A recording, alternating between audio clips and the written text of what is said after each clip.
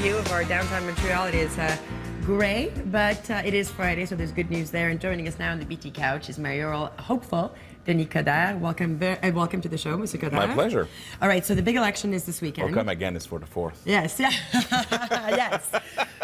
Let's talk a little bit about it. The election is this weekend. Yep. Where are you at in your mindset? I mean, from the beginning they were saying you're the front runner. Yep. Do you still feel that way? Of course. Okay, why? No. You know, Mélanie Well, Joly's gaining, Mélanie Joly's gaining, Marcel Côté's. Yeah, and they're all in my back. So when when they're talking in my back, it's because I'm ahead. Mm-hmm.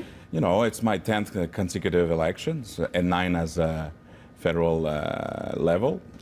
You know, I'm a man of the field, so I'm very close to people. So you know what's going on when when you're used to that. Mm-hmm. So no, I feel good about it. I have a great team. I have a great organization. Now it's D-Day. We're getting organized for.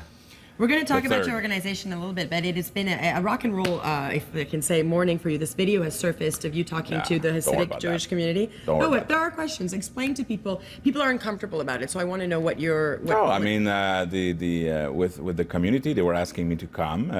There was a letter that was circulating saying that, okay, you vote for Coderre, but forget about the team. So I met the leaders. And they said, well, we want to talk among ourselves. We don't want any record.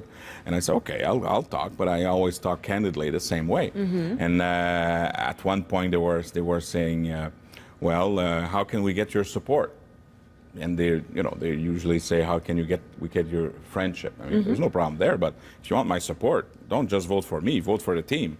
And at one point there was that person who was recording it, and it was not supposed to do you that. get why people felt a little bit uncomfortable about it? It felt like it was like huis clos. They felt, close. but we have private meetings everywhere, mm-hmm. and you have what you call the Chatham House rules, and it's like a caucus, and they wanna candidly talk to me and listen to what I had to say. So I have no problem with that. No apologies for the video. There's no apology because, as a matter of fact, a lot of the members from the Jewish community will react today, mm-hmm. Because they feel annoyed and they feel it's shameful the way that they try to treat me with that kind of video. I mean, mm-hmm. I was candid.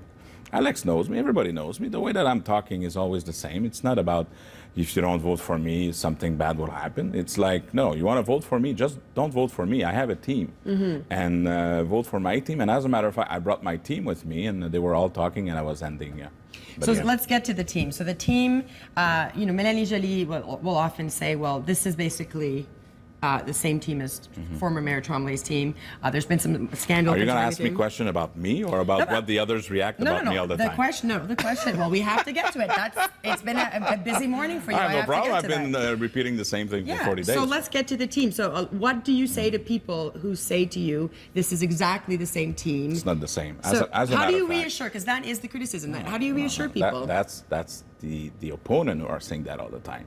I mean, Mélanie has a half team. I mm-hmm. have more team and new people coming from new blood than the total amount that she's got. Mm-hmm. Secondly, I mean, you have to be pragmatic. You have to stop to play guilt by association. I didn't marry any political parties. It's like if you've been there, does it mean that you're bad or something happened? The vast majority of employees or politicians are honest. And what I said, listen, people like Hélène Fotopoulos, Mary DeRoss, Alan D'Souza, all the others who are coming with me, but we have about 20s, but I have people from other political parties, but 70% of all the people who's running for me, which mean about 68, 69, are running for the first time.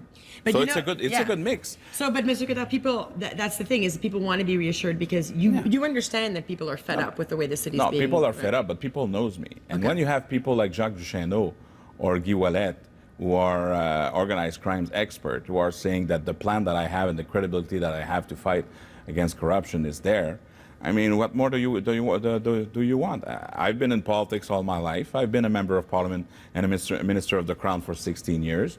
I have a great team. People know the way that I'm acting. What you see is what you get, obviously. Mm-hmm. And you think that I've been leaving Ottawa's job just to have a life experience? No, I'm here to change the thing. So how do you do it?